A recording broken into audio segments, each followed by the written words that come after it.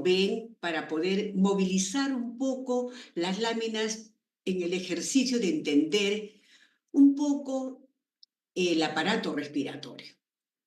Entonces, quiero que me digan, ¿puedo avanzar o quieren que lo amplifique?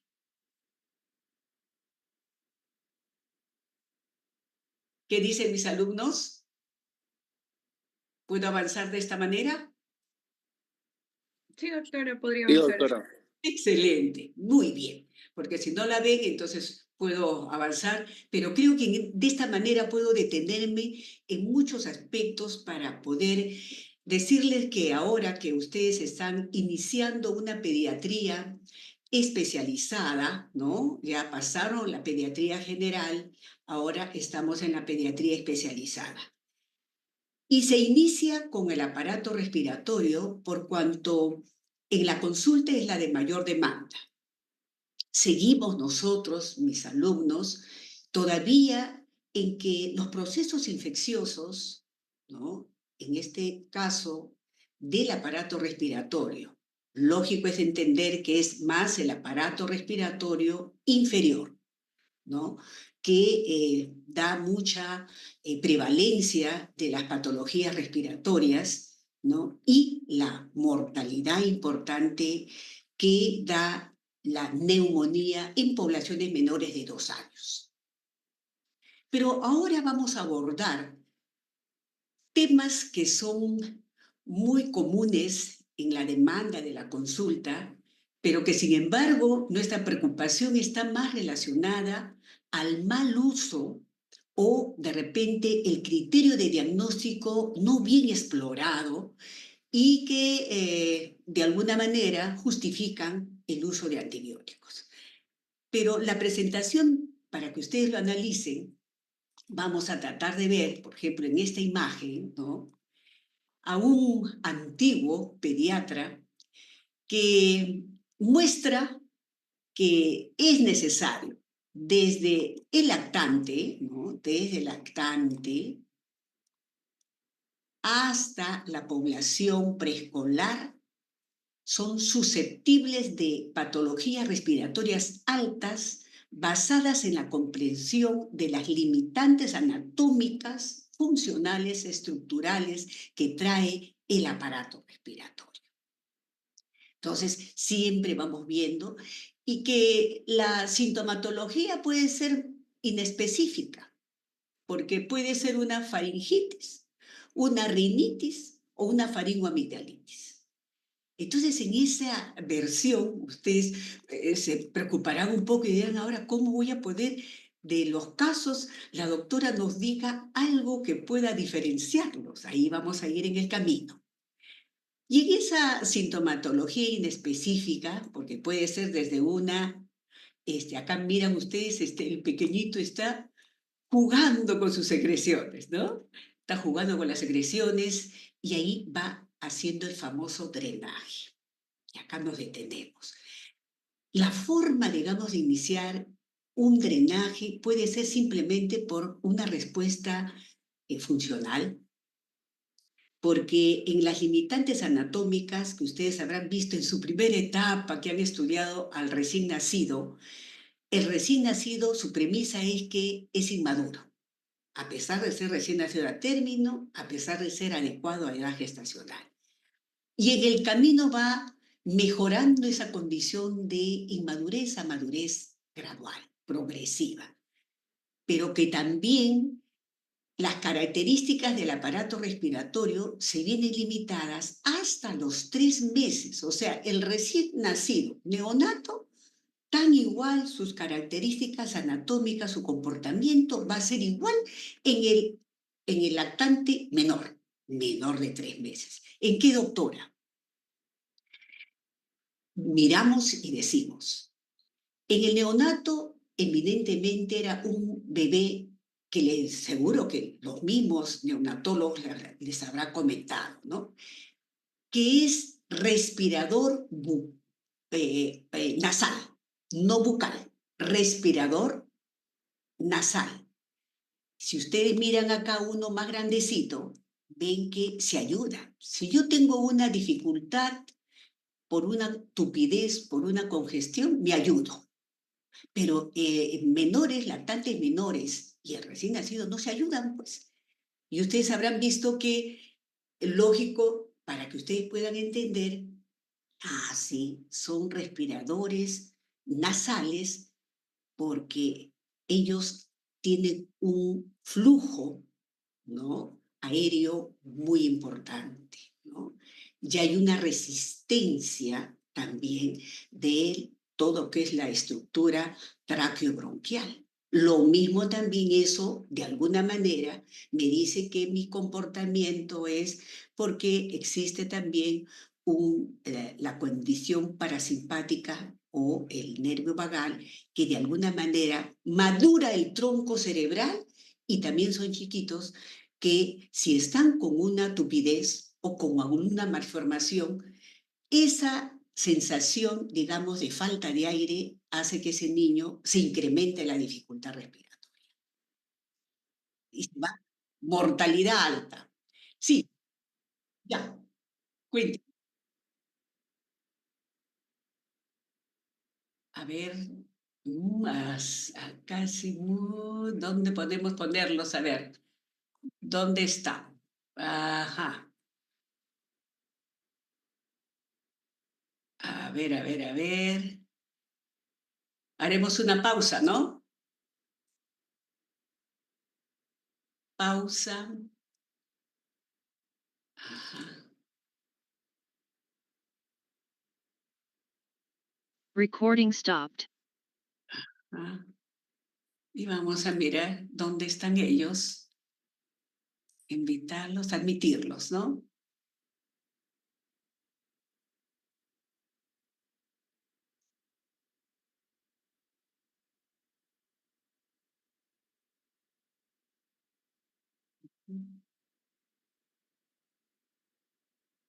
¿Ya entraron?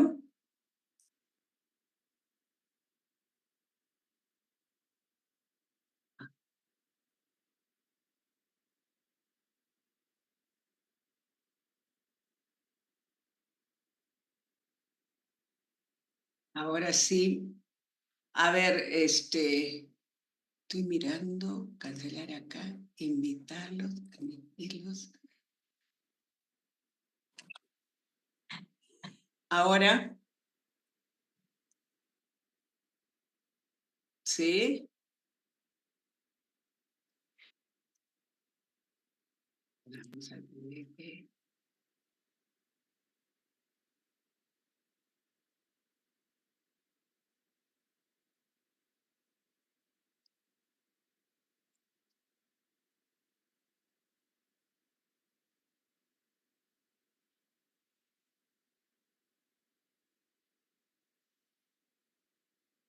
A ver.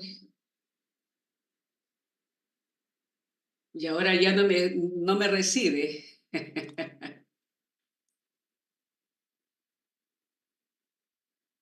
Ahora, ¿cómo entro mis niños, mis alumnos? Niños, le dije. Entraré de nuevo.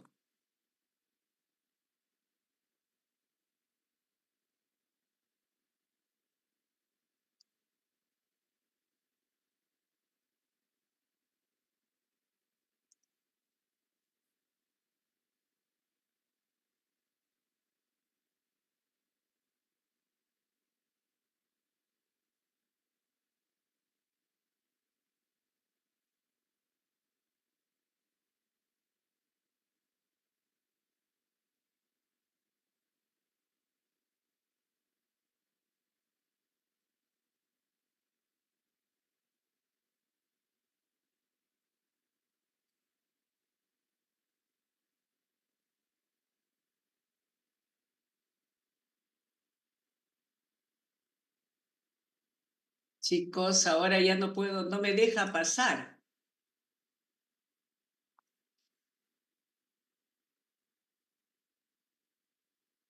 Ahora sí estamos en problemas porque no puedo ingresar. ¿Qué pasó?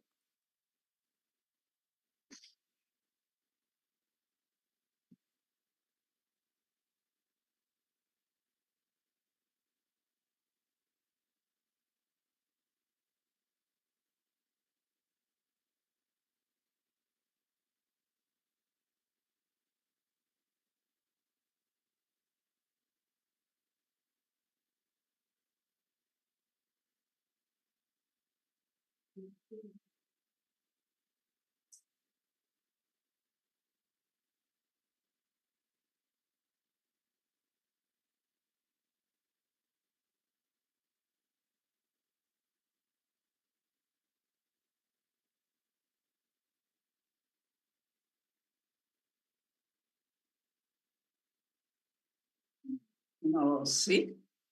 Chicos, ¿me escuchan? Sí, doctora. Sí, pero no entra la pantalla. Déjame ver. A ver. Deja de tocar todo. A ver, pasa, a ver, mujer. Me escuchan, dice, pero no ven la pantalla. No está, pues. No está.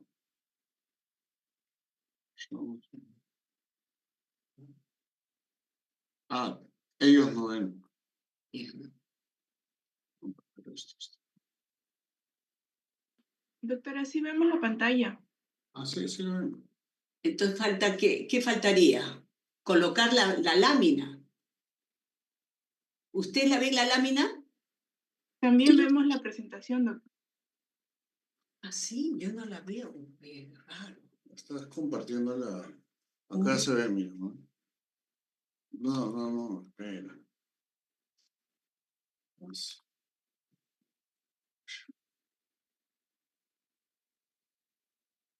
¿Y dónde está que yo no la veo y ustedes sí? esto es, pues, estás compartiendo esto. Ya, pero se supone que tiene que estar más o menos para revisarla. Ellos dicen que sí la ven.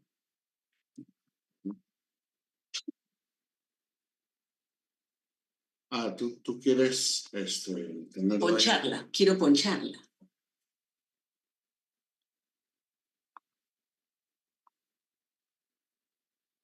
¿Ahora sí la ven? Chicos, Doctora, sí, sí se puede ver sus diapositivas, dice que pero sí.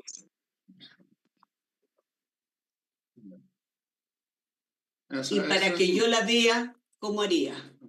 Bueno, no importa, sigo nomás, ya como yo tengo el dominio de la clase, no hay problema. Ellos dicen que sí la ven.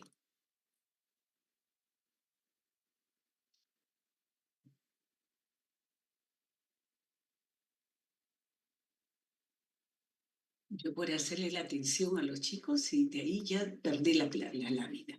Pero ellos dicen que la ven. Entonces yo voy a seguir nada más. Sí, sí, tú abre el documento. ¿No lo tienes minimizado ahí en el documento? No, no está.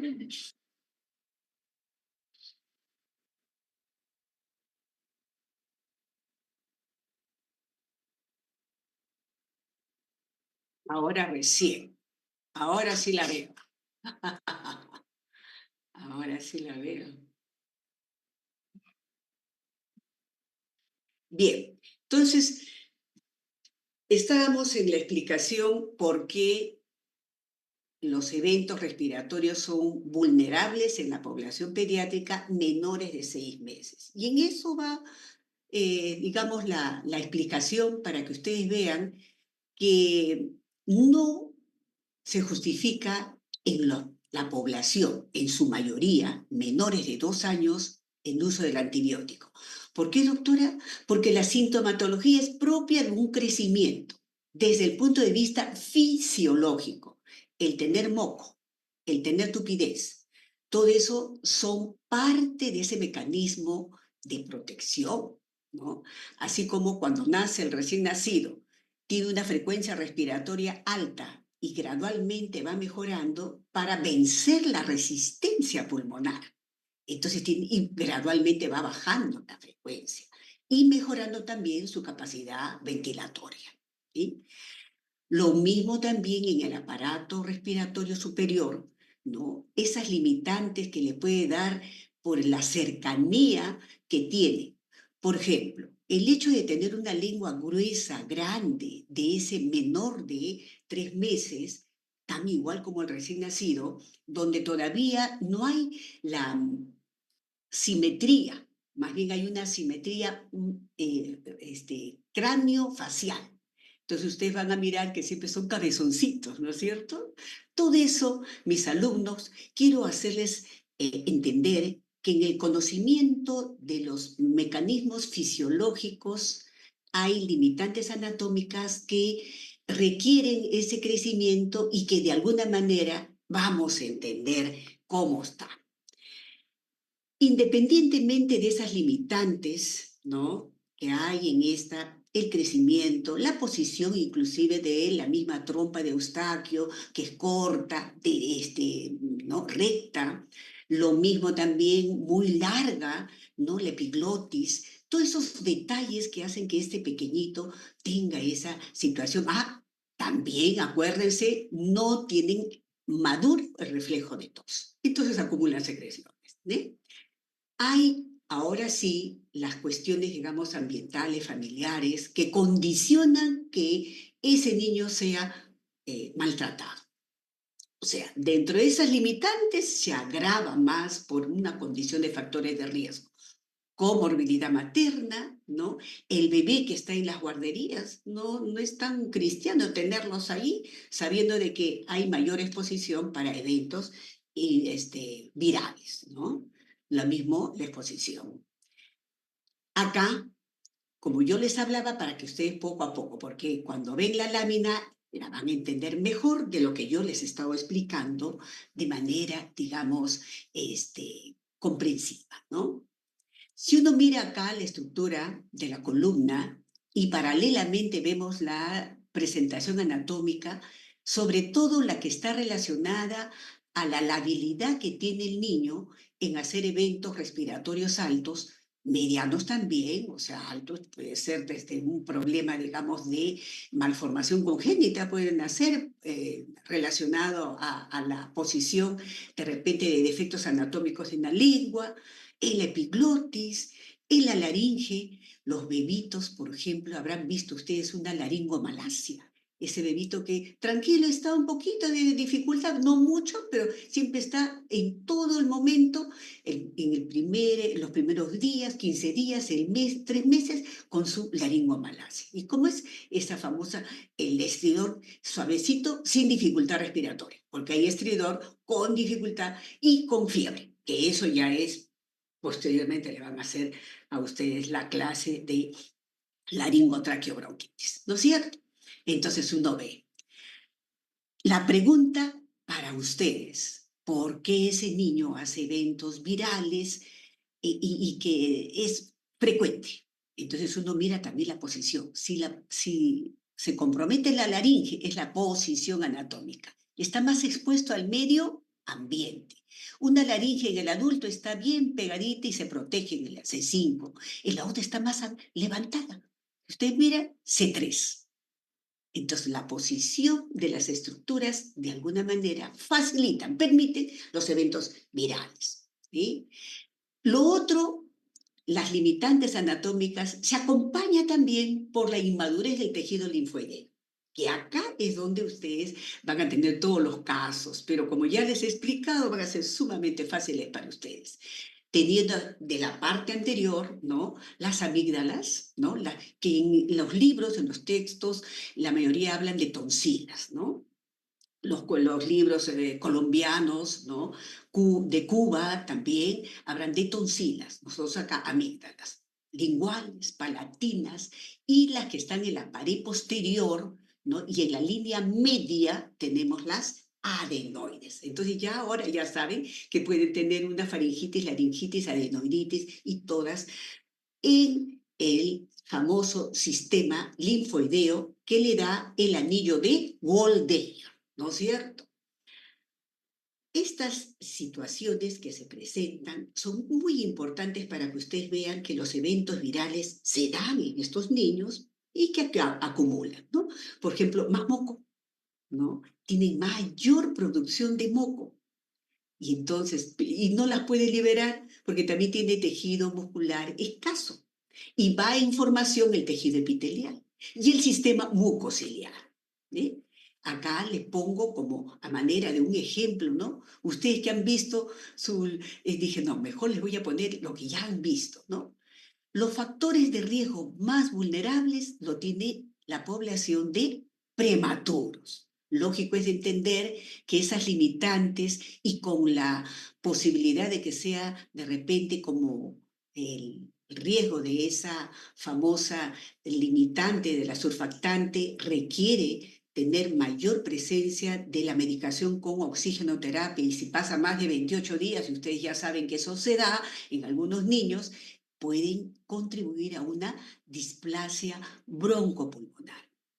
Entonces, no estamos lejos. Entonces, tenemos que asistir a ese lactante menor que va creciendo. El lactante va creciendo, miren, pasa los 6 meses, 11 meses, y si yo veo que ese niñito sigue y con antecedentes, más voy a pensar que el niño está con secreciones por la presencia de la displasia broncopulmonar. Y también hacerles entender, mis alumnos, de que la estructura de la unidad respiratoria es única. ¿Qué significa eso? Que si mi niño vino en la mañana al tópico de urgencia y lo atiende el interno y lo ve que tiene coriza y un poquito nomás de febrícula, pero no muy evidente, que en el momento del examen no la tiene, pero que lo evalúan y ven que aparato respiratorio no hay mayor cosa. Pero en el transcurso de las horas, esa secreción se hace mucho más importante, el niño ya le fastidia mucho las secreciones y a eso de las 8 horas regresa nuevamente a la urgencia ya con dificultad respiratoria. Entonces, la evolución durante las horas puede ese niño tener un resfrío y en las horas debutar con una bronquiolitis. Entonces existe esa palabra que se llama unidad respiratoria, porque en el camino de su evolución puede ese bebé no controlar un resfrío e irse a una de repente bronquiolitis, o si hay el antecedente, por eso la diferencia va a ser mis alumnos para los casos clínicos que tengan un antecedente. Si hay antecedente de prematuridad, ya ustedes lo van a relacionar más con el uso de oxigenoterapia que le condicionó una displasia broncopulmonar. Si hay antecedentes de atopía, alergia, rinitis alérgica.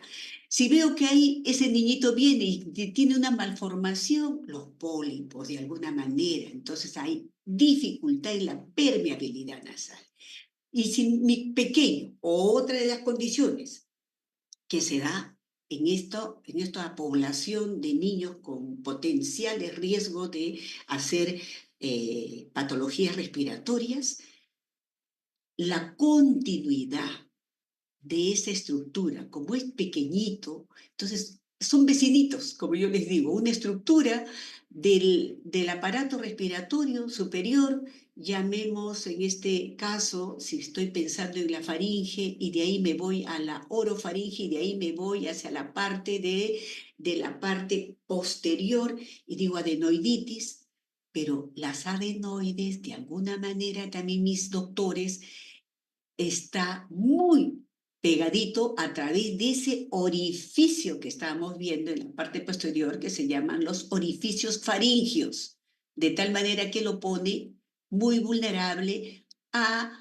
condicionarle secreciones y por el drenaje también por la mala posición que después vamos a ver en glotitis, entonces puede debutar con una otitis, ¿no? Entonces, ¿qué expresión le puede dar? Ese llanto, ¿no? El llanto y la forma, digamos, de irritación permanente que tiene a pesar de darle la tete, ¿no? La lactancia materna o de repente cambiarle los pañalitos, ¿no? Y el bebé sigue llorando. Esto que les pongo no es patognomónico, pero sí una aproximación, como les decía. No es específico al 100%, pero sí nos dan ciertas referencias de manifestaciones en población menores que más debutan a procesos respiratorios de etiología viral. La mala de la película en estos casos son el adenovirus. Lo más fácil, y no le he puesto a mis alumnos para que ustedes tengan también esa presencia del virus respiratorio sincitial para la otra patología que después en el transcurso de los días le van a estar comentando respecto a la bronquiolitis. Expresión de un agente etiológico, el virus respiratorio sincitial. ¿Ok? El malo de la película, como les digo, es el adenovirus. Doctora, ¿por qué? Porque este destruye mucho el epitelio, produce mucho detritus celular y hace que ese pequeñito, ¿no? Como que fuese una base muy importante para el cultivo de otros gérmenes, bacterias. O sea, este es el gran amigo de las bacterias, ¿no? Entonces hay que cuidarlo. Su forma de presentación es a través de un brote, ¿no? En las áreas, digamos, donde están, puede ser en un invierno importante, está muy relacionado a los brotes epidémicos, ¿no? Y su presentación, una conjuntivitis, una fase conjuntival, catarral, pero con compromiso conjuntival, lo que no me da el virus Coxsackie y los otros virus también que están, digamos, expresados en este caso, los otros como virus herpes simple. ¿Ok? Entonces, todos van a tener lesión, o sea, faringitis, todos van a tener un poquito de dolor, ¿no? Y lo más importante de esto es la presentación, por ejemplo, del virus Coxsackie, que le encanta hacer esas presentaciones de pápulas vesiculares, ¿no? ¿Y dónde? En el paladar blando. Diferente al virus herpes, que todo tiene, exceptuando, digamos, el hecho de que, por ejemplo, el pangina no compromete como el virus herpes, que son los labios. En este caso, no. Los casos, traten en lo posible así verlos, pero no se memoricen, siempre con la atención de encontrarle un camino de comprensión. Luego de ello, mis alumnos, tenemos algo para decir, sí, efectivamente, yo creo que la faringoamigdalitis voy a tener que ver en qué situación yo tengo que utilizar el antibiótico. En mayores. Más pequeñitos, procesos virales. Y después vamos a explicarles por qué más tienen la faringoamigdalitis por como yo siempre les comentaba, ¿no? El beta, ¿no? Estreptococo beta hemolítico del grupo A, ¿no? Es la que tenemos que tener los criterios y así seguros de que sí, efectivamente tenemos que darle el antibiótico. Porque si no lo hacemos, también corremos el riesgo, ¿no? De que las complicaciones se den desde el punto de vista sistémico, como por ejemplo, de repente una fiebre reumática o una complicación focalizada, como puede ser una complicación de una otitis o de repente un absceso a nivel de la zona, digamos, linfática, ¿no? Esas adenitis importantes, ¿no? De la parte, digamos, de los ganglios. Los ganglios son importantes también cuando aparece, digamos, en la población preescolar y escolar. Nos estamos alejando. No quiero decirles, mis alumnos, de que no tenga, hay frecuencia también, pero no tan importante, digamos, de las infecciones bacterianas, ¿sí? Hay que mirar la condición.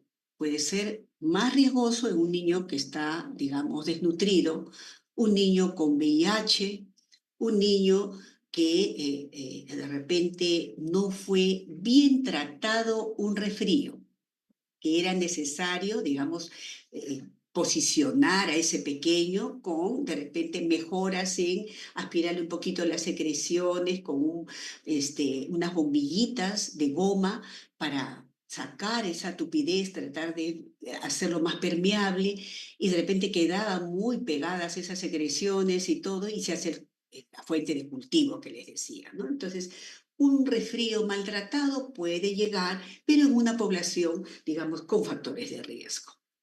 ¿Ok? Su presentación difiere, ¿no? En una viral, fíjense, puedo tener desde, como hemos visto en el adenovirus, una conjuntivitis, un exantema maculopapular, por ahí de repente por una, ¿no?, herpangina, y lo otro también, de repente una gingivoestomatitis ulcerosa, puedo tenerla, ¿no? Pero acá lo que tenemos es el dolor de la cadena cervical, la presencia de petequias en el paladar, que es tan importante que se examine bien para que podamos nosotros visualizar esa forma, ¿no? También las láminas que les pongo son groseras para que ustedes entiendan, pero importantes en la diferenciación. ¿Y por qué lo hago? Para que ustedes miren que la expresión de una faringitis bacteriana, como la que estamos viendo acá, se da en la población de escolares o preescolares donde ya existe este factor de adherencia que no lo tienen los pequeñitos de 2 a 7 años, otros dicen de 2 a 5 años, y que solamente tienen mayor frecuencia de los procesos virales. En los procesos virales no hay eso. En la bacteriana ese factor de adherencia ya está más madura y el reconocimiento lo hace la bacteria. ¿Ok? Entonces, importante para que ustedes vean. Acá no, recién están haciendo ese proceso de madurez para que el epitelio haga a través de receptores que van madurando todo eso, a través de la respuesta inmunológica también, que va mejorando su respuesta mediada por células, todo. Entonces, no hay esa forma de reconocer todavía la actividad, de tal manera que inclusive el factor de adherencia lo puede hacer más virulento la bacteria cuando desarrolla en su epitelio unas fimbrias. Y esas pilis, que le llaman a veces en otros textos, fimbrias o pilis, son las que producen como cilios especiales pegaditos de repente, en la parte protectora también del huésped, que forma carbohidratos importantes y que se adhiere, ¿no? Entonces hay como una relación de convivencia. Pero ustedes también recordarán que la zona orofaringea, tenemos flora normal, ¿no es cierto, mis doctores? Así como tenemos flora normal, ¿no? Saprofita en el estómago, el intestino, en el colon, lo mismo también, tenemos una flora oro, ¿no? Faringea muy importante, que son las que nos protegen. Poco a poco va desarrollándose en el camino y que están un poquito perdidas, digamos, en el camino en la población menores de 2 añitos. Vamos. Para poder nosotros ayudarnos, sí, y descartar una etiología estreptocócica, fíjense, hay varias formas de interpretar algunos cuadros donde el puntaje me dice que, acá estoy yo utilizando con ustedes, pero cualquiera, sus tutores, sus profesores, les puede decir otro tipo de score también, ¿no? Modificado por Wald, el de Isaac, también hay otra que marca algunos puntajes como criterio la edad, la exposición epidemiológica, la temperatura, que es importante, más fiebre, más riesgo a bacteria, más cercano, ¿no? ¿Por qué? Ya ustedes saben, ¿no? Por el tema de la toxina, ¿no? Citotóxica es más, ¿no? Entonces es importante que ustedes vayan evaluando eso, ¿no? Lo mismo el exudado que hace, ¿no? Es mucho más importante. ¿Y por qué esta parte, doctora? Porque ustedes en el camino de la fisiopatología se van a dar cuenta también que se hace el exudado porque hay mayor participación de radicales, ¿no? Que se expresan a través de esa activación de respuesta de los polimorfonucleados, ¿no? Entonces, ahí está el exudado, lo que no se va a ver en el proceso viral, ¿sí? En ambos se puede compartir unos días, momentos, digamos, horas de catarro, pero después predomina más el dolor, la adenitis submaxilar y la fiebre en la sospecha de la etiología estreptocócica. Nos podemos ayudar para el diagnóstico, aparte de estas, digamos, tablas de valoración clínica, ¿no? También expresadas por las test, digamos, de respuesta rápida, pero son costosas y ustedes saben que nosotros somos un país, ¿no?, tercermundista, mucha pena en decirlo con tantos años, mucha pena decirlo como pediatra, por supuesto, ¿no?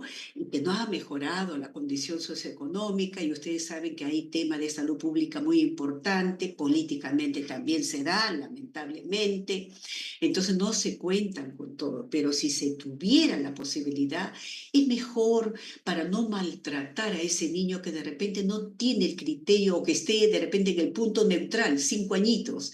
¿Qué hago? ¿Le doy? ¿No le doy? Pero acuérdense siempre, los antecedentes.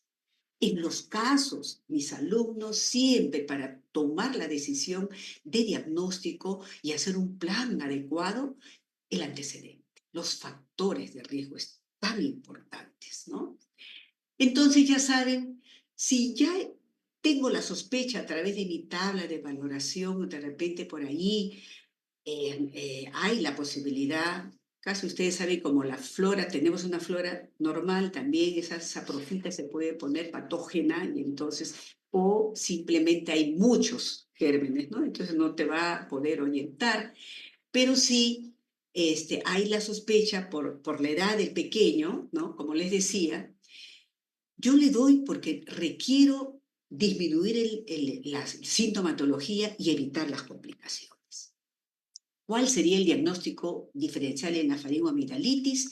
Tenemos mis alumnos que una faringitis puede ser un síntoma de una enfermedad sistémica, por ejemplo la mononucleosis, ¿no? Que puede tener, y claro, la diferencia sería que la faringitis está y también tendría hepatoesplenomegalia. Adenovirus, que les decía el malo, hay que estar viendo también si se acompaña esta de una fiebre importante y por ahí de repente en factores de riesgo de niños con mayor, por ejemplo, se me ocurre decirles aquellos niños que tienen enfermedad fibroquística, muy susceptibles a patologías y agentes microbianos muy de riesgo, ¿no?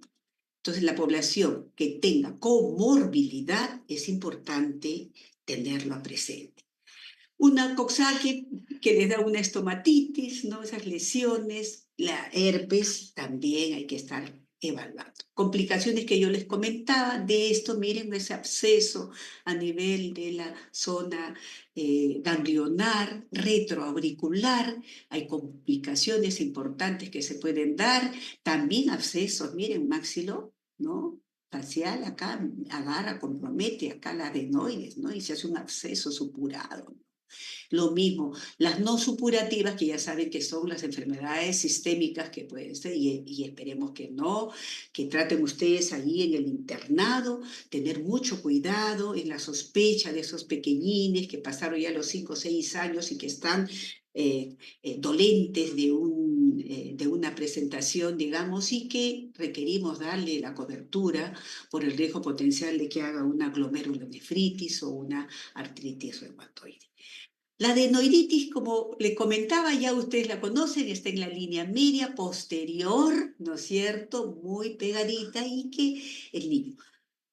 Adenoiditis he visto mucho en aquellos niños que no son amamantados por lactancia materna. Utilizan los biberones y están en eso que todo el día están con, con el biberón ahí, que la mamá de alguna manera quiere descansar por hacer uso de su celular y lo deja al niño con el biberón y en posición de repente de cúbito dorsal y la línea, como yo siempre les digo, ¿no? O sea, se echa y, como les comentaba, que la trompa de Eustaquio, que está tan cercana a la adenoide, entonces, y esto está inflamado y en ese proceso inflamatorio, si está echadito, mayor riesgo y de hacer complicaciones de una otitis, ¿no? Entonces, la vecindad de las estructuras anatómicas es importante considerarlas, ¿no? La adenoiditis que sea recurrente y que me va a dar una hipertrofia adenoidea, hay que mirar si no tiene una base atópica, ¿no? Entonces hay que mirar poblaciones, digamos, de riesgo, que en este caso sería atopía, ¿no? O si no, también las famosas adenoiditis en aquellos niños, como los que les comentaba, que hacen procesos catarrales no bien de mala evolución. no bien tratados. ¿En qué situaciones debo yo extirparlas? ¿No? En otitis media recurrente, en rinosinusitis recurrente o crónica. El término de rinosinusitis se da en la población menores de 5 años, mis alumnos, ¿no? Y eso es necesario que ustedes lo tengan como un diagnóstico diferencial para estas adenoiditis, hipertrofias, porque en ambos van a encontrar ese aspecto de la boquita, o sea, siempre, ¿no?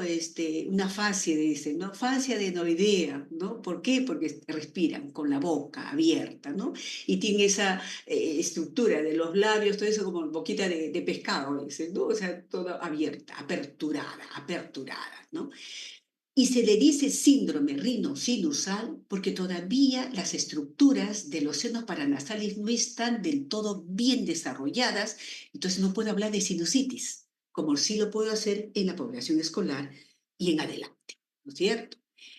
En aquellos niños que sí tienen una patología del síndrome de apnea del sueño, en esos chicos también hay que tener bastante cuidado de persistir las adenoiditis y roncan. Un niño no debe roncar, pero hay esa situación, lo llevan donde el especialista, el otorrino, porque siempre nos tenemos que acompañar. También decirles, ahora que hablo de la especialidad, es después. Primero, el criterio clínico, desde el punto de vista respiratorio, todas las patologías deben ser solucionadas por el pediatra. Nunca se olvide, ¿no? Entonces, acá tenemos entonces las constantes, los procesos inflamatorios de las adenoides que me pueden condicionar a una hipertrofia adenoidea, ¿no? Una radiografía lateral puede de alguna manera hacer que se visualice ese espacio, miren, ¿no? Engrosado que tiene y que requiere de todas maneras una evaluación y el criterio de la decisión, digamos, quirúrgica por el otorrino. ¿Sí?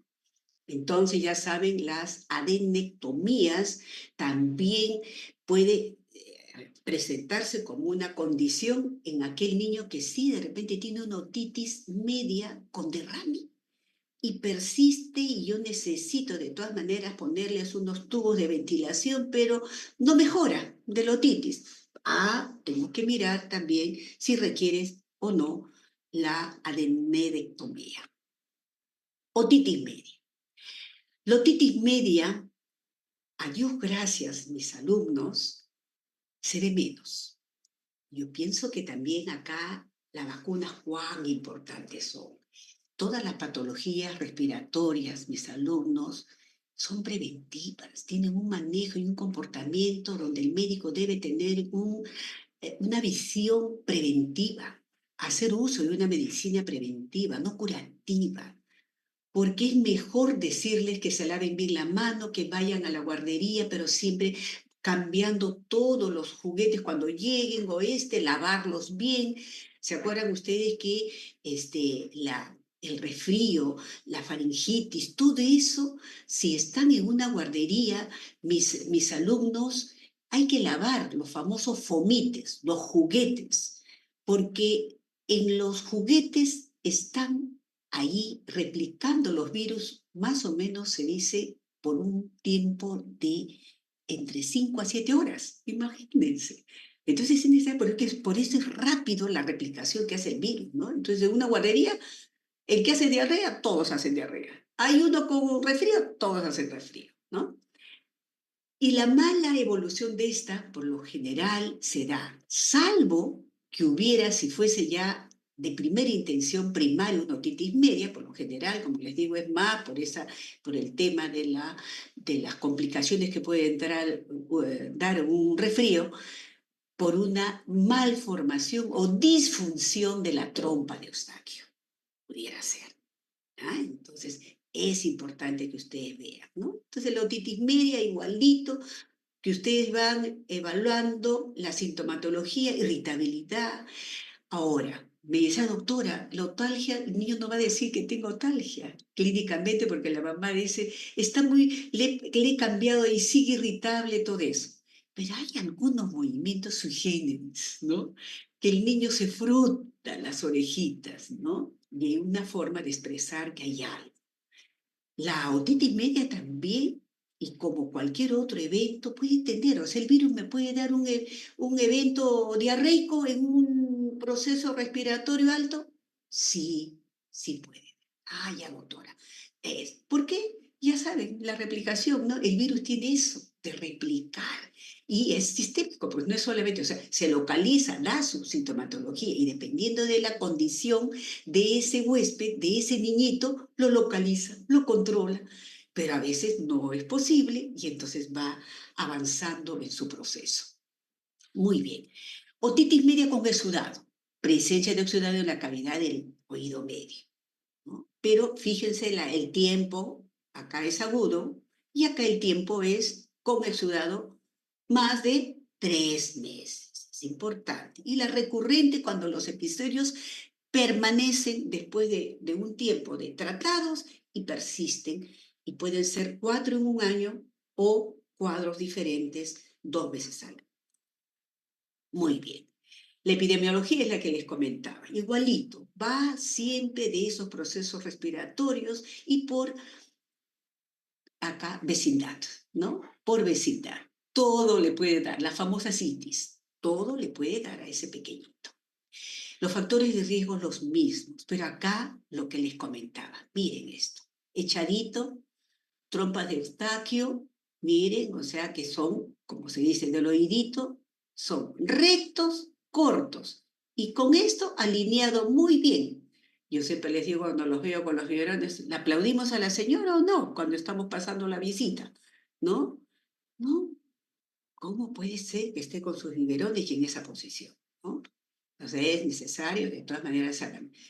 La mayoría siempre, acuérdense, son virales y los bacterianos en alguna forma. Estos, les digo, aplaudimos porque la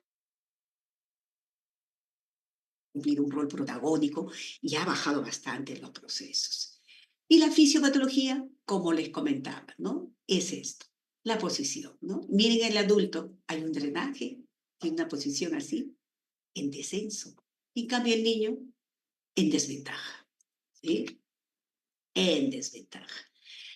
En aquel niño que tiene este criterio de la famosa triada, es así como las triadas, van a estar ustedes atentos, ¿no? La triada que dicen, ¿no? Ah, de neumonía, ¿cuál es, doctora? Veníamos ya, ¿no? Entonces, triada de neumonía, fiebre alta, ¿no? Entonces uno dice, ah, fiebre alta, dificultad respiratoria, dificultad respiratoria, tengo que mirar la triada, ¿no? Si hay secreciones o no hay secreciones, miramos cómo va, ¿no? Esa dificultad con la fiebre, tos exacerbada. Acá, miren, otalgia, fiebre, hipoacusia, que eso sí lo puede considerar más las más grandecitas, ¿no? Entonces, bordeando, 2 a 3 añitos. Después se hace más difícil, o sea, no por estas vacunitas que nos han dado todo el apoyo para no tener mucha presentación clínica de otitis. Pero recuerden que su punto para poder explorar, ¿no? La membrana timpánica tiene ciertos criterios en la evaluación, ¿no? Tengo que tener mi punto de reparo, ¿no? El mango del martillo, ¿no? Y también en la parte superior tengo mejor para ver la pars flácida que la tensa, ¿no? Esa no se utiliza. De apoyo es esto y de acá empiezo a ver el triángulo del luminoso, o sea, el brillo que se dé, ¿no? En ese triángulo para ver si hay. Si no lo veo brilloso, bonito, como una telita de cebolla, como siempre les comentaba cuando uno va con el ¿cómo se llama? Con el material, ¿no? Para poder el otoscopio, ¿no? O de repente por ahí el otoscopio neumático, si se le permite, porque a veces tenemos también la posibilidad que por ahí nos pueda prestar el otorrino, entonces podemos utilizarlo. Pero en este caso van a encontrar ustedes congestión, muy pegadito. Entonces, la zona, digamos, de referencia y una congestión muy importante, puede haber abombamiento también o signos de derrame. ¿Ok? Lo mismo normal, ahí está la famosa telita de cebolla que les decía, dicen, ay, la doctora Tulita, sí, tiene razón, así cosas son secretos que ustedes lo van a ver, y la pediatría, desde el punto de vista respiratorio para la especialidad, nada es difícil, todo es criterio clínico, mis alumnos, ¿sí? Otitis media, aguda, de una normal, está brillosa, miren cómo puede ser con una exudativa, siempre la congestión, hiperémica, bordeando todos los árboles. Supurativa, ya evidentemente más lesiones. Y otra de las cosas que a veces me olvido de decirles acá, una forma de ver es la que hay movilidad, o sea, como que respirar a la membranita, y en esto pierde esa posibilidad cuando hay derrame, ¿no? Entonces no hay movilidad, o sea, está inmóvil la membrana, ¿no? Entonces esto. Acá lo mismo ya con el otoscopio neumático que les comentaba, con su referencia del pars flácido. Muy bien. Hay algunas situaciones en las cuales necesitamos ponerlo al especialista, sobre todo cuando el niño, a pesar del tratamiento que le damos, ¿no? Entre 7 y 10 días, el niño no mejora o se va después de 1 o 2 semanas nuevamente con la misma sintomatología. Entonces necesitamos solicitar la evaluación por el otorrino para que pueda evaluar la condición, la posibilidad de una audiometría para evaluar la hipoxia. Muy bien. Diagnóstico que quiero que lo lean muy bonito, lo vamos a hacer a la base de caso clínico, mis alumnos, que es importante, la otitis media versus la otitis con derrame. Así que tienen ahí algo como valor agregado que les estoy dando. Muy bien, entonces el tratamiento tendría que ser como normalmente a veces les digo, ¿no? Como una faringitis, porque es lo mismo, amoxicilina tengo que darle, ¿no? ¿No? Y si ya utilizó, porque a veces las mamitas, lamentablemente, y ustedes habrán visto que es el común denominador, que las madres tocan la puerta de la farmacia. No va, solamente se acercan cuando están hasta los 2 años para las vacunas. Luego de ello, qué difícil. No hay educación, no hay cultura de salud, mis alumnos. Y esa tarea las tienen que trabajar ustedes, mis futuros médicos. ¿Sí? Y puede ser amoxicilina con ácido clavulánico.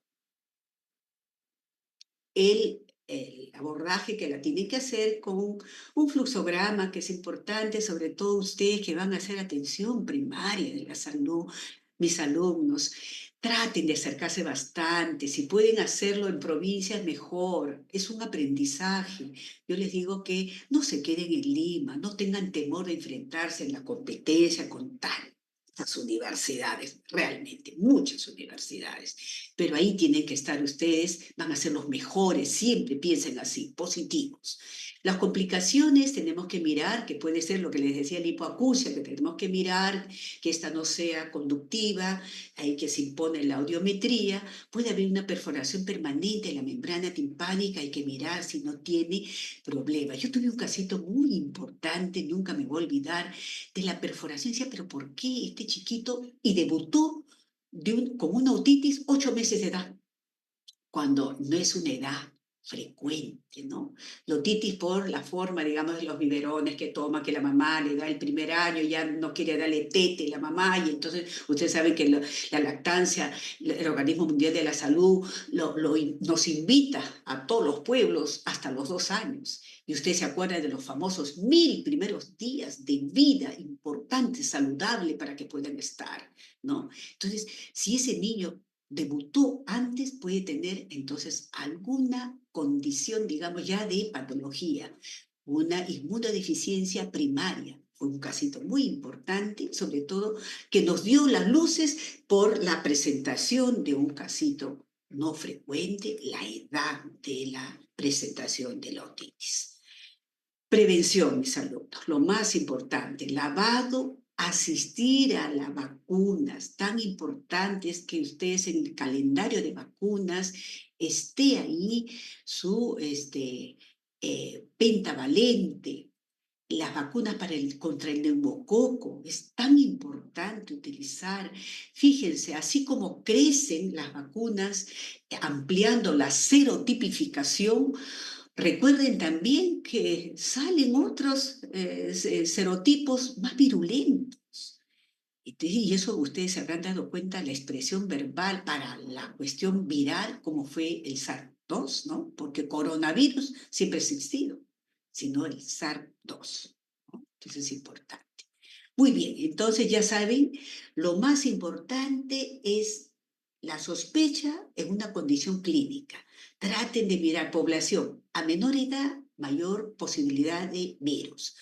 A mayor edad pueden tener cualquiera de los dos. Hay criterios de infección en alguna población, como el desnutrido, que puede hacer una faringitis estreptocócica. La otitis media también ya es menos probable la presentación, pero si se da hay que buscarle también factores de riesgo susceptibles para la otitis media, como es defectos anatómicos, malformaciones congénitas de la disfunción del, ¿cómo se llama?, de la trompa de Eustaquio.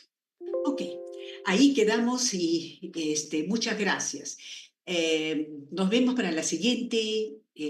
No sé, antes, el semestre pasado hice 9 clases, creo que acá me han dejado con 4 o 5, no lo sé, pero gustosísima de cualquier cosita. Andreita tiene mi WhatsApp, cualquier cosa, preguntas, por favor, pueden hacérmela, porque ya ahorita ya tienen que entrar a la otra clase, considerando y respetando los tiempos